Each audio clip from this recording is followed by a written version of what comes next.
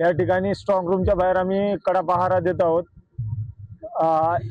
गेल्या अनेक दिवसांपासून जो चालत आहे 3 तारखेला जो निकाल होता तो कॅन्सल करून 21 तारखेला ढकलण्यात आलेला आहे। निवडणूक आयोगाचं कुठेतरी नाव समोर करून इथं भाजप सरकार काहीतरी घोळ करण्याचं षडयंत्र महाराष्ट्रामध्ये रचत आहे अशी शंका घेऊन आम्ही काँग्रेस पक्षाचे सर्व पदाधिकारी, नगरसेवक पदाचे उमेदवार हे सर्व या ठिकाणी स्ट्रॉंग रूमच्या बाहेर थांबलेलो आहोत।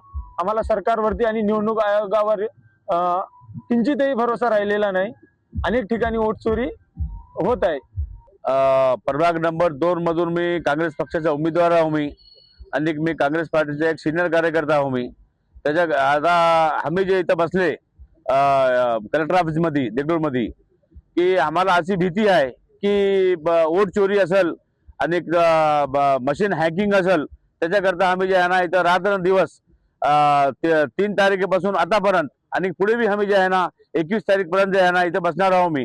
आणि आमचा जे निकाल आहे की आम्हाला असे खात्री आहे की काँग्रेस पक्षाला पुरी बहुमत 27 नगरसेवक आणि नगराध्यक्ष येणार आहे। त्याच्याकरता आम्ही इथे बसलेला आहोत मी की आम्हाला शंका अशी आहे की बीजेपी, राष्ट्रवादी, शिवसेना हे तिन्ही सत्ताधारी पक्ष आहे की आमचे जे आहे ना वोट चोरी होईल, स्ट्रॉंग रूम मध्ये जे आहे ना हँगिंग होईल, त्याच्याकरता आम्ही इथे बसलेलो आहोत मी।